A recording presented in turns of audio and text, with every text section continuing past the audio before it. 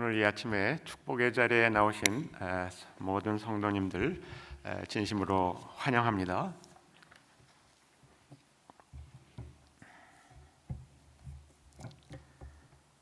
성경에서 말씀하는 가장 중요하고 큰 주제가 뭐냐라고 묻는다면 그것은 아마 언약, covenant 아니면 하나님의 나라, Kingdom of God라고 할 수 있을 텐데요. 이 하나님 나라, the Kingdom of God, 이것이 생각보다는 좀 어렵습니다. 상당히 알쏭달쏭한 면이 많이 있습니다. 그래서 저 위대한 어거스틴도 하나님의 나라와 교회를 상당히 동일시하는 것을 볼 수가 있는데요. 그런 만큼 그분의 하나님 나라의 이해는 충분한 것이 아니었습니다. 20세기에 와서 하나님 나라에 대한 논의가 훨씬 더 성경적으로 풍부하게 그리고 광범위하고 포괄적으로 이루어졌습니다. 또 하나님 나라에 대한 이해는 우리들의 합리적이고 상식적인 이치를 넘어서는 측면이 있기 때문에 많은 부분 우리에게 가려져 있습니다. 그래서 하나님의 나라를 얘기하면서 이 공관 복음서에 보면 비밀이라는 말을 종종 사용하고 있는 것을 볼 수가 있습니다. 예를 들어서 마태복음 20장의 말씀을 보면 거기에 포도원에서 그 일꾼을 구하기 위해서 그 주인이 거리에 나가서 9시에도 몇 사람을 데리고 들어오고 12시에 또 3시 또 심지어 5시에 나가서도 일꾼들을 모집해서 그 포도원에서 일하도록 이렇게 했습니다. 그래서 이 마태복음 5장 20장 12절을 보면 이렇게 되어 있습니다. 마지막에 온 이 사람들은 1시간밖에 일하지 않았는데도 찌는 더위 속에서 온종일 수고한 우리들과 똑같이 대우하였습니다 하면서 그 9시에 온 사람들이 엄청나게 불평을 늘어놓는 장면이 나옵니다. 여러분들 생각은 어떻습니까? 나는 아침 9시에 가서 알바를 뛰느라고 아주 애를 썼는데 5시에 온 사람하고 나하고 일당이 똑같다. 그 집에 다시 가겠습니까? 안 가죠. 말이 안 되는 거 아닙니까? 오늘날 특별히 노조 같은 것이 있어서 이런 일들은 결코 일어날 수가 없다 생각이 됩니다. 그런데 예수님은 이 포도원 주인이 되셔서 말씀을 하시는 겁니다. 당신이 여기 올 때 5시에 올 사람과 지금 9시에 가시는데 비교해서 말이 안 되기 때문에 난 확실하게 동일한 임금을 보장해 주십시오. 이런 얘기를 한 적도 없고 당신은 나하고 1대1로 얘기한 대로 내가 오늘 일당을 주는 것이니까 받아가시면 되지 않습니까? 예수님께서 그렇게 말씀하시는 겁니다. 거기에서 나온 말씀이 꼴찌들이 첫째가 되고 첫째들이 꼴찌가 될 것이다 라는 말씀이었습니다. 상상이 잘 안 되는 오늘날 우리의 생각으로는 도무지 말이 안 되는 그러한 말씀이 아닐 수가 없습니다. 제가 지난주에 교회를 다녀오다가 교회는 제가 자랐던 모교회입니다. 아버님께서 저희 여동생 집에 지금 같이 머무시는데 한 층을 빌려서 아버님이 거의 한 2시간 정도 걸려서 90세가 되셨는데 전철로 교회를 다니십니다.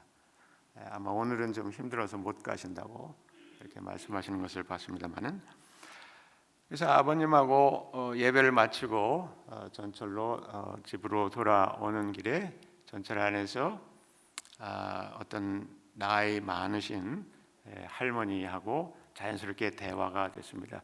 왜냐하면 저도 이미 경로석에 앉을 수 있는 그런 위치에 와 있기 때문에 아버님하고 이렇게 오손도손 대화하고 이러는 것을 보시고 굉장히 보기가 좋으셨던가 봐요. 그래서 저희가 이 교회 다녀오는 길이라 했더니 어쩐지 교회 다니신 분들은 다른 것 같다고 이렇게 말씀하세요. 그래서 그 교회 다니시죠? 그랬더니 제가 지금 90인데요. 지금 교회 가면 누가 받아주겠습니까? 그래서 대뜸 제가 그렇게 말씀을 드렸습니다. 꼴찌가 첫째 되고 첫째가 꼴찌 되는 게 교회입니다. 지금 90세 되셔서 교회 가셔도 맨 앞자리 상석에 앉으실 수 있습니다. 이것이 하나님의 나라의 원리입니다. 아주 놀라운 사실이죠.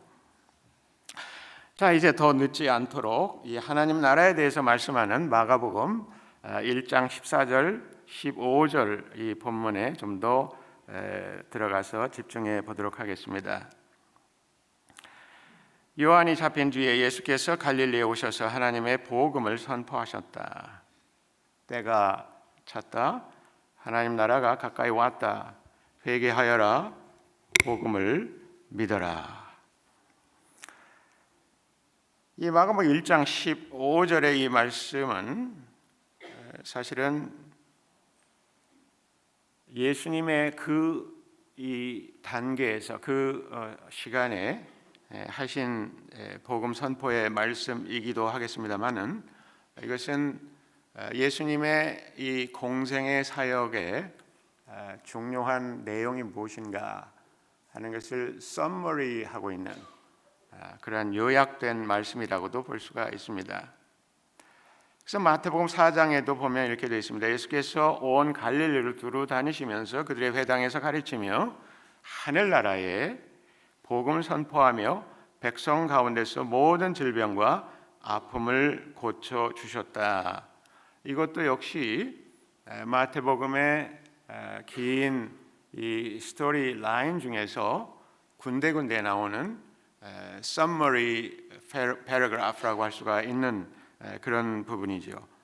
즉 예수님의 사역에서 그 티칭의 내용은 하나님 나라의 복음 또 그것을 선포하는 것이었다라고 말씀하고 있습니다. 자, 그런데 여기서 우리가 15절에서 처음 주어진 말씀이 뭐냐면 때가 찼다라는 말씀입니다. 때가 찼다. 지금은 뭐 그런 일이 거의 없는 것 같습니다만은 제가 자랄 때만 해도 동네 목욕탕에 이 때밀이들이 있었습니다. 그래서 아마 뭐 그 당시에 때밀이 전국 연합회가 있다면 거기서 때가 찼고 그러면 당장에 반응이 올 겁니다. 빨리 미십시오.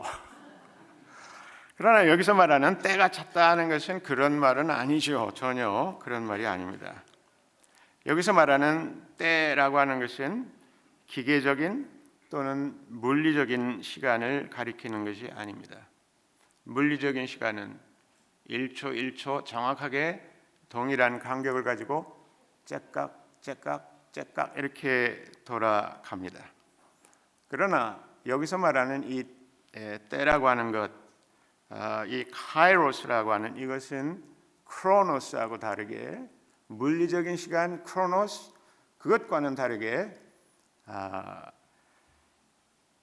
보통 그렇게 얘기하지 않습니까? 사랑하는 사람은 시계를 보지 않는다. 그 시간이 얼마나 긴지도 모르고 그 둘만의 사랑을 나누기 위해서 폭 빠져 있는 것을 볼 수가 있습니다. 그때 그 사람들은 물리적인 시간이 전혀 관계가 없습니다. 그러한 뜻으로 우리가 여기서 말씀하는 이 카이로스, 크로노스가 아닌 카이로스, 이 때라고 하는 것을 생각해 봐야 합니다. 이 때라고 하는 것은 티 프란스가 얘기한 것처럼 결정적인 순간, decisive moment를 말한다 할 수 있습니다. 자, 그러면 예수님께서 이 말씀하시는 이 때, 이것이 왜 결정적인 순간인가? 성경은 태초부터 하나님께서 이 창조하셨던 천지 창조의 일로부터 시작해서 세상의 끝에 있는 일들을 말씀하고 있습니다. 세상이 창조되던 태초와 모든 것의 심판과 새롭게 하심이 있을 종말을 말씀하고 있는 것이 성경입니다. 그런데 시작이 있고 끝이 있는 하나님의 역사에서 때가 찼다라고 하는 것은 마치 자녀가 혼기가 찼다, 또는 이 나무에 열매가 달렸는데 그 열매가 무르익었다 했을 때에 그 때를 말하는 것이죠. 그 때를 놓치면 어떻게 됩니까? 굉장히 어려워지죠. 혼기를 놓치면 40, 50, 60 그냥 쉽게 지나갑니다. 또한 열매가 달렸는데 그 열매를 따야 될 그 모멘트를 놓치게 되면 열매 맛이 없어지거나 아니면 벌레가 먹거나 새들이 와서 쪼아서 완전히 농사를 망치게 되는 것이죠. 이 결정적인 순간, 이것을 결코 놓쳐서는 안 되는 것입니다. 예수님께서 이 말씀하실 때 그 순간은 창조로부터 예수님이 이 말씀하시는 그 순간까지 있었던 모든 일에 있어서 기승전결이라고 했을 때 결에 해당하는 이 클라이맥스가 되는 그 순간이라고 할 수가 있는 것입니다. 그런데 예수님이 오신 이 때가 하나님이 이 세상을 다스리는 역사에서 왜 결정적인 때냐, 그것을 물어보게 되죠. 그것은 태초에 하나님이 아름다운 세상을 창조하시고 에덴에 아담과 하와를 두셔서 이 세상을 잘 운영하도록 모든 것을 준비해 주셨지만 선악과 사건이 일어나는 것으로 말미암아서 그 나라, 하나님의 이 킹덤, 그것이 제대로 서지를 못했습니다.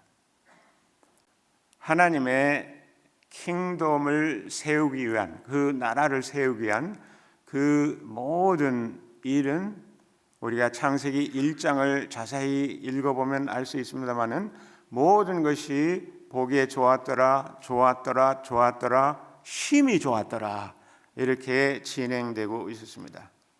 그러나 선과 악을 알게 하는 나무의 열매를 따먹는 그 어마어마한 선악과 사건으로 말미암아 하나님의 킹덤, 하나님의 킹십, 이것은 제대로 서지 못하고 완전히 어그러지게 되었던 것입니다. 그 후에 시간이 흘러서 하나님께서는 아브라함이라는 사람을 불러서 새롭게 킹덤을 일으키려고 계획하셨고, 그래서 아주 어렵게 100세의 아들을 두게 하시고 그 후에 또 야곱이 태어나는 것을 통해서 12지파, 그래서 이스라엘 민족이 형성되지 않았습니까? 하나님께서 창세기 12장에서 약속하신 것처럼 큰 민족을 이루게 하겠다고 하셨는데 그 일을 온전히 하나님 편에서는 이루어 가셨습니다. 그러나 우리가 구약 성경의 내용을 알고 있다면 그 결말이 어떤 것인지 또 알고 있습니다. 즉, 큰 민족을 이루어 주셨지만 또 젖과 꿀이 흐르는 땅에 그 민족을 들어가게 하셔서 거기에 살도록 하셨지만 그 나라는 결국 가장 융성했던 다윗, 이 솔로몬, 그 두 왕의 시기에 근본적으로 절단이 나는 것을 볼 수가 있습니다. 그래서 이 이스라엘이 잘 가는 것 같다가 바벨론에 무너져서 완전히 망하게 되었죠. 자, 이렇게 해서 도무지 가망이 없어 보이는 상황에 구약의 예언자들 통해서 하나님은 새로운 가능성과 희망을 보여주셨습니다. 그래서 대표적으로 예레미야서 31장 31절의 말씀 보면 이렇게 되어 있습니다. 여호와의 말씀이니라. 보라, 날이 이르리니 내가 이스라엘 집과 유다 집에 새 언약을 세우리라. 여기서 말하는 보라, 날이 이르리니, behold, the days are coming 이라고 하는 이 말씀은 결국은 그 포인트하는 그 지점이 어딘가 하면 예수 그리스도였던 것을 이제서 우리가 알 수가 있습니다. 예레미야서뿐만 아니라 이사야서 또 그 뒤로 이어지는 여러 대선지, 소선지, 이 예언자들을 통해서 이 날이 이를 것에 대해서 말씀하시는 그 말씀의 핵심 특성을 네 가지로 요약하면 이렇게 말씀드릴 수 있습니다. 첫 번째는 그 날이 이르면 악인들이 심판을 받을 것이다. 두 번째, 하나님께서 인간 역사에 개입하시게 될 것이다. 세 번째, 그날은 멸망과 두려움의 날이 될 것이다. 네 번째, 그러한 가운데 의인들이 구원을 받게 될 것이다. 이러한 내용으로 이 예언자들이 지금 말씀드렸던 예레미야뿐만 아니라 여러 예언자들이 와서 한결같이 The day of the Lord, 여호와의 날, 주의 날에 대해서 예언을 하셨던 것입니다. 그런데 이 모든 예언자들의 예언이 결국 한 사람이 오는 것을 통해서 이루어지게 되었습니다. 그 한 사람이 바로 예수 그리스도입니다. 그래서 저는 왜 예수 그리스도가 이 구약에서 말하는 구약 예언자들이 말하는 이 네 가지 특성을 온전히 이루는 그 사람인가, 그것을 다시 한번 말씀드려보면 악인의 심판이 예수님을 통해서 이루어졌다는 것입니다. 이것은 아주 특별한 데가 있습니다. 즉 예수님께서 십자가에 달리시기 전에 여러분들께서 이 고난 주간과 관련해서 생각을 많이 하시고 또 묵상도 많이 하시겠습니다만은 예수님께서는 겟세마네 동산에서 제자들과 함께 올라가셔서 기도하시는 중에 땀이 핏방울같이 뚝뚝 떨어지는 그러한 가운데서 또 예수님께서 정말 경기를 일으키는 것처럼 두려움에 벌벌 떨었다고 하는 그러한 말씀이 나와 있는 것을 볼 수가 있습니다. 제가 이 본문과 관련해서 기억이 나는 지금도 잊혀지지 않는 한 일화는 제가 한국에 돌아와서 95년 지나서 한 96년 7년 이때였을 겁니다. 인근의 대학에 가서 전도를 하는데 한 학생이 저하고 대화가 되기 시작했는데 자기는 예수님이 왜 십자가를 앞에 두고서 그렇게 벌벌 떨었는지 이해가 되지 않는다는 거예요. 너무 초라하다. 소크라테스도 그러지 않았다. 소크라테스가 독배를 받아 마실 때 의연하고 당당하지 않았느냐. 근데 왜 예수님은 그렇게 벌벌 떨었느냐? 사실 이 겟세마네 동산에서 예수님의 기도하시는 장면 보면 그러한 말씀이 나와 있습니다. 저는 그 질문을 받고 많은 생각을 해보게 되었고 거기서 깨달은 바가 있습니다. 그것은 뭐냐면 소크라테스나 심지어 사도 바울도 자기 자신의 죽음을 앞두고서 자기가 달려갈 길을 다 달렸다고 하면서 두려움 없이 나아가는 그러한 결연한 모습을 보여주고 있었죠. 그런데 왜 예수님은 그랬을까? 그것은 다른 이유가 있어서 그런 것이 아닙니다. 예수님은 악인의 심판을 자기 스스로 걸머쥐고 하나님의 진노를 바라보고 있었기 때문에 그렇게 벌벌 떨 수밖에 없었다 하는 것입니다. 이 세상에 어떤 누가 예수님이 보았던 하나님의 진노를 보았습니까? 소크라테스는 하나님의 진노라는 걸 전혀 알지 못했던 사람입니다. 사도 바울은 예수 그리스도께서 그 진노를 다 감당하셨기 때문에 홀가분할 수가 있었던 것입니다. 아주 다르죠. 여러분, 예수님 스스로가 악인이 되셔서 이 심판을 받는 자리에 가는 이 십자가를 진다고 하는 그것은 우리 사람으로서는 도저히 상상할 수 없는 그런 경험이었다는 것을 알 필요가 있습니다. 여러분, 오늘 본문에 그 14절 15절을 지금 보고 있습니다만은 그 본문 바로 전에 이러한 부분이 있습니다. 14절에 보면 요한이 잡힌 뒤에 그랬는데요.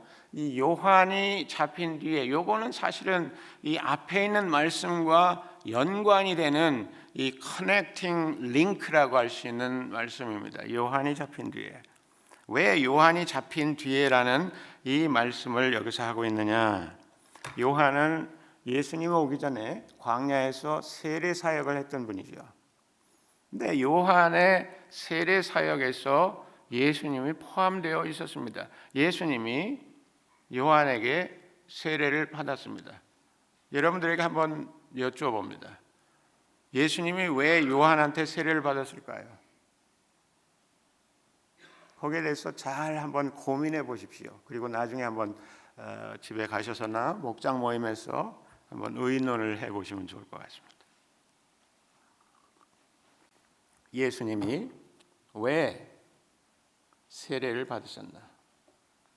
예수님도 죄가 많아서 그랬을까요? 우리가 알기로 예수님은 죄 없으신 분이라고 알고 있습니다. 근데 왜 예수님이 세례를 받으십니까? 이 세례 받는 장면과 관련해서 읽어봐야 될 중요한 내용이 5절부터 나와 있습니다. 1장 5절부터.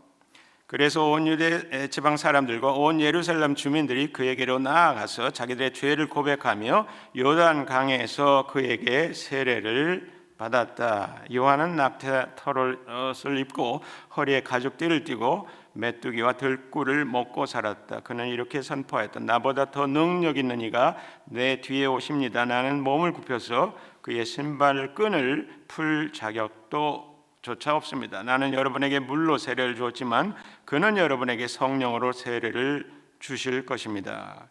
그 무렵에 예수께서 갈릴리 나사렛으로부터 오셔서 요단강에서 요한에게 세례를 받으셨다. 여러분, 예수님이 세례를 받기 직전에 어떤 일이 벌어졌습니까? 온 유대 지방 사람들과 온 예루살렘 주민들이 그에게 나가서 죄를 고백하며 요단강에서 그에게 세례를 받았다. 요단 강물이 어떤 물이 됐을까요? 맑은 물? 아니죠. 그 당대 이스라엘의 모든 사람들이 와가지고 죄의 떼국물을 쏟아낸 데가 그 요단강입니다. 그러고 나서 예수님이 그 요단강에 들어가셨습니다. 죄 없으신 분이. 그러면 그분이 그 요단강 물에서 어떻게 됐을까요? 죄로 염색이 됐겠죠. 이건 제가 웃자고 하는 얘기가 아닙니다. 왜요?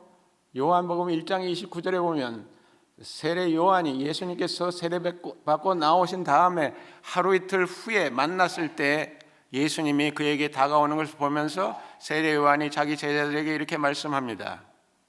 보라, 세상 죄를 짊어지고 가는 하나님의 어린 양이로다.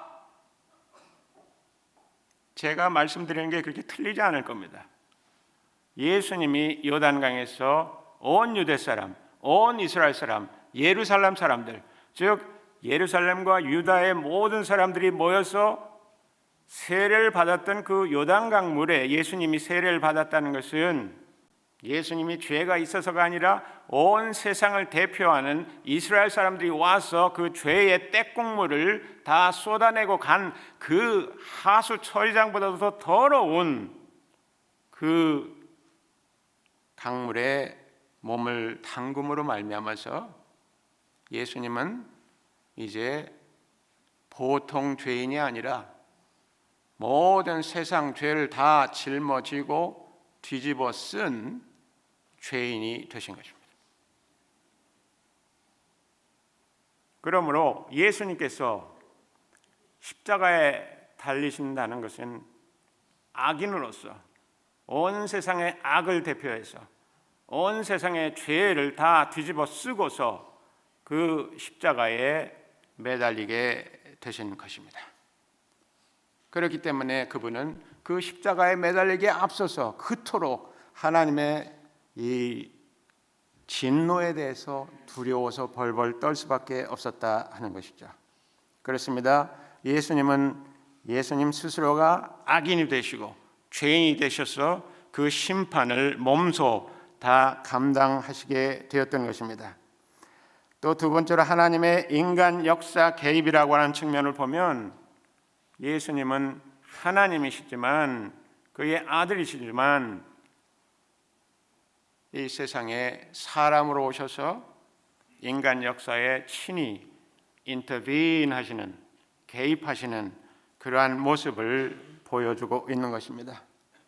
그래서 이 복음서가 한결같이 예수 그리스도가 사람으로서 하나님의 어린 양이시지만 하나님의 아들이시지만 인간으로서 이 세상에 오셔서 인간의 모든 일에 관여하시는 분이 되었다 하는 것입니다.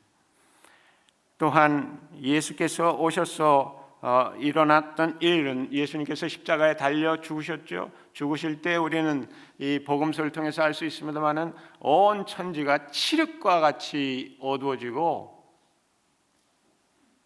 온 천지 사방이 멸망의 나를 맞이하는 것 같은 그런 순간을 경험하게 됩니다. 그렇습니다. 예수님의 십자가 안에서 우리는 예언자들이 얘기했던 그 두렵고 떨리는 이 멸망의 날이 어떻게 왔는가 하는 것을 볼 수가 있습니다. 예수님의 십자가 이전에도 그 이후에도 그런 일은 없었다고 할 수가 있습니다. 그 결과로 말미암아서 우리가 구원을 받게 된 것입니다. 예수 그리스도의 십자가를 통해서 그의 부활 사건을 통해서 우리가 비로소 죄의 짐을 다 그에게 맡겨드리고 우리는 홀가분하게 하나님의 백성이 되어서 의인으로서 하나님의 성도로서 살 수 있게 된 것이죠. 고로 예수님이 오심으로 그리고 그가 십자가에 달려 죽으시고 부활하심으로 말미암아 하나님의 나라가 본격적으로 임하게 되신 것입니다. 그래서 복음서에서는 하나님의 나라를 많이 말씀하는데 바울은 하나님의 나라 대신에 그리스도의 십자가와 부활만을 말하는 것처럼 보이기 때문에 좀 혼란이 될 수도 있습니다. 이상하게도 바울 서신에는 하나님의 나라란 말을 잘 쓰지 않습니다. 그러면 바울은 하나님의 나라에 대해서 몰랐던 건가 아니면 무시했던 건가? 그게 아니죠. 하나님 나라를 전격적으로 도래하게 할 수 있었던 그 사건인 십자가와 부활에 대해서 바울만큼 전곡을 찌르는 정밀한 그런 말씀을 했던 분이 누가 있습니까? 그러한 만큼 사도 바울은 하나님의 나라라는 용어를 거의 쓰고 있지 않지만 하나님 나라의 그 백본이 되는 그 핵심 중추가 되는 그 사건에 집중함으로써 하나님 나라가 무엇인지 무엇에 의해서 도래할 수 있는 것인지를 말씀하고 있었던 것입니다. 하나님의 나라에 대해서 공관복음서와 사도행전 같은 데 보면 아주 많은 언급이 나와 있습니다. 하나님의 나라, 하나님의 나라, 하나님의 나라. 마태복음에서는 천국이라고 말하고 있습니다마는 그 같은 말입니다. 다만 마태복음을 읽었던 사람들이 하나님이란 말을 쉽게 하는 것을 어려워하기 때문에 Kingdom of God이라는 말을 쓰지 않고 Kingdom of Heaven, 즉 천국이라는 말을 쓰게 됐던 것이죠. 그러나 내용은 똑같은 것입니다. 근데 아주 이상하게 요한복음에 보면, 여러분들이 관찰하셨는지 모르겠습니다만, 요한복음에 하나님의 나라라는 말이 나올까요, 안 나올까요? 어떻게 생각하십니까? 한번 손들어서 한번 결정할까요? 요한복음에 하나님의 나라가 나올까요, 안 나올까요? 안 나온다. 손 들어보십시오. 네, 나온다. 네, 손을 안 드신 분은 뭡니까? 대부분 손을 안 드셨는데 아주 안전한 선택을 하고 계신 것 같습니다. 요한복음에도 하나님의 나라라는 말이 나오기는 합니다. 아주 빈약하게 2번, 3번 정도 나와 있습니다. 아니, 다른 복음서에는 수십 번 나오는데 왜 요한복음은 하나님의 나라에 대해서 이렇게 인색하게 말을 하지 않느냐? 여기에 대해서 또 궁금해하는 분들이 있을 수가 있습니다. 근데 요한복음에는 하나님의 나라라는 말 대신에 많이 나온 말이 뭘까요? 뭘까요? 예, 생명 또는 영생이란 말입니다. 생명 또는 영생. 영생이나 생명이나 똑같은 말이 사실은. 네. 근데 왜 요한복음에서는 하나님의 나라라는 말은 잘 쓰지 않고 생명 아니면 영생이라는 말을 했느냐? 여기에 대해서 궁금해집니다. 근데 그것도 그렇게 아주 복잡한 건 아닙니다. 이 영생이라는 말이요, 요한복음에서 말하는 영생이라는 말이 영어로는 이제 eternal life라고 이렇게 번역을 하고 있습니다만은, 또 우리가 가진 이 한자어로 되어 있는 영생, 영원한 생명이란 말이죠. 근데 이 영원한이란 말이 약간은 어폐가 있습니다. 어떻게 보면 그게 함정이기도 합니다. 여러분, 영생으로 말한다면 지옥에 가면 영생이 아닐까요? 제가 계속 이상한 얘기 많이 하죠 오늘. 예, 지옥에 가면 영생이 아닙니까? 지옥에 가면 그걸로 끝나는 겁니까? 우리가 아는 대로 지옥에 가도 죽지 않는다는 거예요. 그럼 그것도 영생이잖아요. 어떻게 생각하세요? 이게 말하자면 번역상의 어떤 오류는 아니어도 우리에게 misleading하는 그런 측면이 있다는 것을 알 수가 있습니다. 원어의 이 영생이란 말은 zoe aionios라는 말입니다. zoe란 말이 생명이란 말이죠. aionios라는 말은 형용사인데요. 히라버는 뒤에서 붙여가지고 형용 이게 defining 하는 그런 경우가 종종 있습니다만은, 이 영생이라고 했을 때 영에 해당하는 aionios란 말은 aion이란 말에서 나온 말입니다. aion이란 말은 사실은 영원한 그런 뜻이 아닙니다. 그것보다도 더 근본적인 것은 어떤 한 이 age를 얘기하는 거예요. age, 새 시대. 그러니까 무슨 얘기냐면 영생이란 말은 어떤 시대의 삶이란 말이에요. 어떤 시대의 삶. 다시 얘기하면 life that belongs to the new age. 새로운 시대에 속한 삶. 그게 영생이에요. 근데 많은 분들이 영생 그러면은 여기서 잘 살다가 꼴깍 한 다음에 그때부터 영생이 시작된다고 생각해요. 그게 아니고 예수 그리스도를 통해서 새 시대가 도래하지 않았습니까? 그 새 시대에 내가 참여하고 있다면 이것이 바로 영생이라. 그렇기 때문에 예수님께서 제자들과 말씀하실 때 하나님의 나라가 너희 가운데 있다 이렇게 말씀했습니다. 그건 왜 그렇습니까? 그 제자들이 예수께서 하시는 말씀을 깨닫고 그 새로운 시대에 그 제자들도 참여하는 모습을 예수님께서 보셨기 때문에 너에게 하나님의 나라가 있다 이렇게 말씀하셨던 겁니다. 즉 여러분들께서 지금 아직 아주 건강하게 살아 계시지만 이미 영생을 예수 그리스도를 모셔드렸다면 이미 영생을 소유하고 계신 것입니다. 이미 영생하고 계신 것입니다. 이미 하나님께서 여러분들의 마음 가운데서 그 능력 있게 역사하는 하나님의 주권적인 왕 되심이 여러분들의 심령 가운데 움터나오고 있다면 이미 여러분들은 영생하고 있는 것입니다. 영생은 지금부터 내가 예수 그리스도께로 돌이키는 그 순간부터 시작이 되는 것입니다. 이제 좀 정리를 해봅니다. 마지막 부분. 예수님이 이제 하나님의 나라가 가까이 왔다고 하는 것은 태초 이래 구약 시대를 통틀어서 세계 역사의 하나님의 통치가 온전히 이루어질 모든 조건이 곧 성립될 것이다. 곧 그것은 그의 십자가 부활 사건을 염두에 둔 확실한 사건에 근거한 이 선포였습니다. 그 선포를 예수님께서 하나님의 나라가 가까이 왔다 이렇게 말씀하신 거죠. 그 다음에 예수님은 그에 대한 반응, 어떻게 반응할 것이냐, 이 하나님의 말씀에, 즉 하나님 나라의 이 말씀의 선포에 대해서 어떠한 리스폰스, 반응을 보여 주어야 되느냐는 것까지 말씀하고 있습니다. 때가 찼고 하나님의 나라가 가까이 왔으니 어떻게 해요?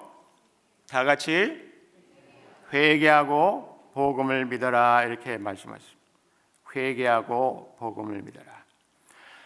우리 일반적으로 회개라고 할 때 도덕적이고 정서적인 면을 더 많이 생각하는 것 같습니다. 너무 죄송해서 눈물 콧물 있는 대로 다 흘리는 것, 이것을 우리는 흔히 회개라고 생각을 합니다.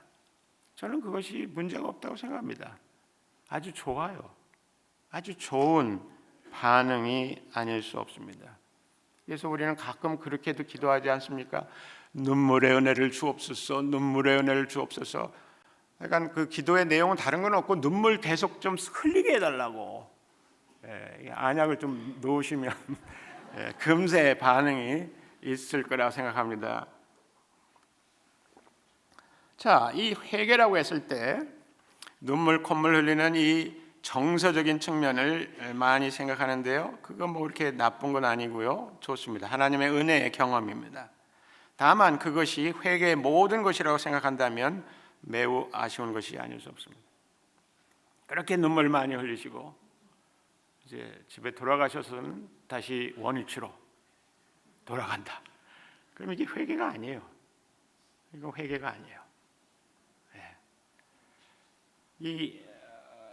지금 뭐 국한문 혼용 이 성경을 보는 분들이 별로 없을 거라고 생각하는데요, 회개라는 말의 회자는 참회한다는 말이에요. 참회.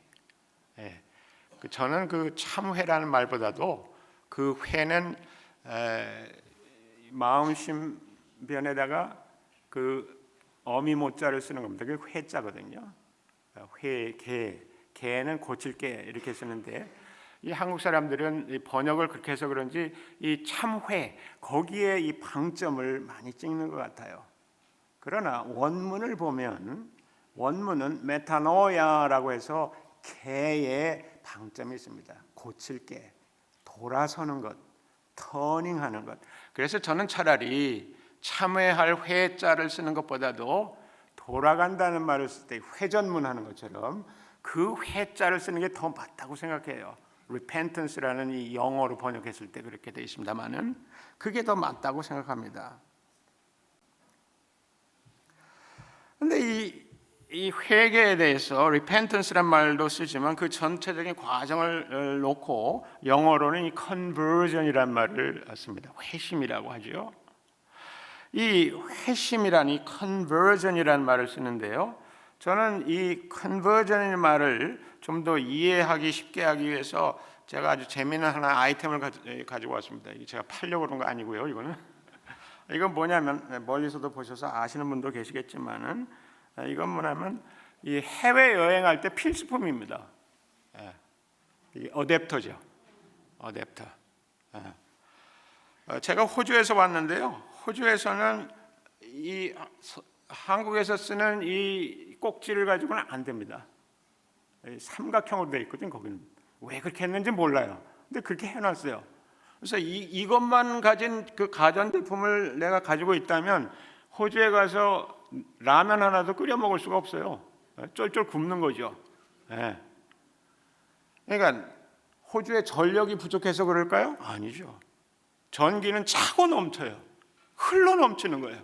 네. 근데 그게 안 돼요. 왜? 이게 플러그가 잘못됐어. 어떻게 해야 돼요? Convert. 바꾸라 이거예요. 바꿔야 된다고요. 하나님의 능력의 공급이 흘러 넘쳐도 그 파워를 1볼트도 1와트도 쓸 수 없는 것이 나의 신앙생활이면 한번 고민해 봐야 됩니다. 왜 이런가? 이유는 다른 데 있는 거 아니에요. 컨버터가 안 돼서 그런 거예요. 이걸 꼭지를 바꿔야 되는데 그게 안 바뀌었기 때문에 다른 복잡한 거 없어요. 그것만 바꾸시면 되는 거예요. 바꿔라 이거예요. 요한계시록 3장 15절에서는 이렇게 말씀하고 있습니다. 나는 내 행위를 안다. 너는 차지도 않고 뜨겁지도 않다. 내가 차든지 뜨겁든지 하면 좋겠다. 내가 이렇게 미지근하여 뜨겁지도 않고 차갑지도 않으니 나는 너를 내 입에서 뱉어 버리겠다.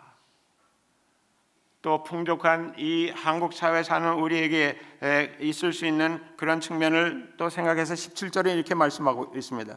너는 풍족하여 부족한 것이 조금도 없다고 하지만 실상 너는 내가 비참하고 불쌍하고 가난하고 눈이 멀고 벌거벗은 것을 알지 못한다. 이렇게 말씀하고 있습니다. 여러분, 회개가 얼마나 중요한지 모릅니다. 하나님의 나라의 그 놀라운 역사가 중요한 만큼 하나님 나라의 놀라운 역사에 그 엄청난 폭포수와 같은 은혜의 강물에 내가 젖줄을 대야 되는 거죠. 그거 되지 않으면 아무 소용이 없어요. 아무런 결과가 그 효과가 나타나지 않는 것입니다. 또 회개와 관련해서 마지막으로 저는 이 마가복음 뒤편의 이 1장 15절 이하에 나오는 말씀 잠깐 주목하면서 말씀을 마칠까 합니다. 회개하여라 복음을 믿어라 이렇게 선포하신 다음에 예수님께서 16절에 예수께서 갈릴리 바닷가를 지나가시다가 시몬과 그의 동생 안드레가 바다에서 그물을 던지고 있는 것을 보셨다. 그들은 어부였다. 예수께서 그들에게 말씀하셨다. 나를 따라오너라. 내가 너희를 사람을 낚는 어부가 되게 하겠다. 그들은 곧 그물을 버리고 예수를 따라갔다. 조금 더 가시다가 세베대의 아들 야고보와 그의 동생 요한이 배에서 그물을 깁고 있는 것을 보시고 곧바로 그들을 부르셨다. 그들은 아버지 세베대를 일꾼들과 함께 배에 남겨두고 곧 예수를 따라갔다. 여러분, 회개의 실천적인 면이 어떤 것인지 여기서 보여주고 있습니다. 회개하면 어떻게 하는 건가 하는 걸 보여주고 있습니다. 뭐예요? 첫 번째는 시몬과 그의 동생 안드레가 자기의 비즈니스를 버리고 예수님을 따라갔다 이거죠. 모든 사람이 이렇게 할 수는 없을지 모릅니다. 이것이 모든 사람의 회개의 모습은 아닐 수도 있을 겁니다. 그러나 우리가 한 번 정도는 생각해 봐야 될 문제입니다. 또 뭐라 그랬습니까? 조금 더 가시다가 19절에 세베대의 아들 야고보와 그의 동생 요한이 배에서 그물을 깃고 있는 것을 보시고 곧바로 그들을 부르셨다. 그들은 아버지 세베대를 일꾼들과 함께 배에 남겨두고 예수를 따라갔다. 아버지를 버리는 것, 가족을 버리는 것, 이것이 우리 모두에게 해당되는 이 회개의 모습은 아닐 수도 있다고 생각합니다. 그러나 우리가 한 번 정도는 이걸 생각해 봐야 된다는 거죠. 제가 영동교회에서 젊은이 사역을 한 1년 반을 했었는데요. 95년 말까지. 그때 청년 수련회를 갔을 때 거기에 배영규 형제가 같이 있었습니다. 제가 사역자로서 그를 봤을 때 얼마나 열정이 많았는지 지금도 기억을 합니다.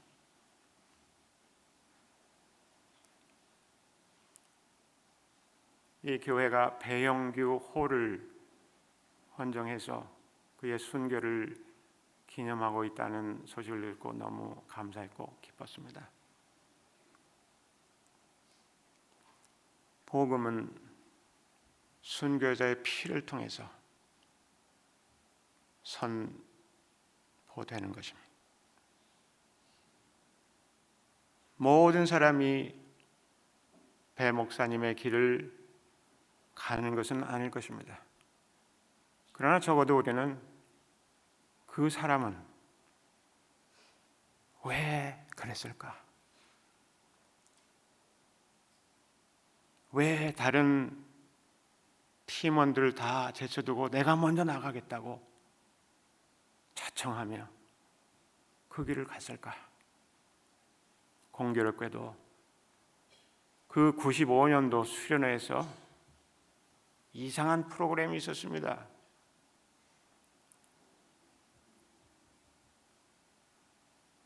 우리가 피가 끓는 청년이지만 한번 장례식을 해보자. 장례식 퍼포먼스를 하자는 거예요. 그래서 거기서 관도 대충 만들고 문제는 뭡니까? 거기 누가 들어갈 거냐 이거. 근데 배영규 형제가 거기 자청해서 들어갔습니다. 그 일을 지나놓고 보니까 그것이 그의 삶에 대한 예표였다는 것을 이제 와서 깨닫게 되는 것입니다. 여러분, 회개라고 하는 것, 복음을 믿는다고 하는 것, 이것은 나의 목을 들이미는 일일 수 있다는 것입니다. 모든 사람이 그렇지 않을 수도 있습니다. 그러나 그것이 포함된다는 것을 기억하면서 오늘 말씀에 대해서 성령님께서 우리 각 사람에게 무엇을 말씀하고 있는지 진중하게 생각하시면서 하나님의 뜻에 순종할 수 있기를 간절히 바랍니다.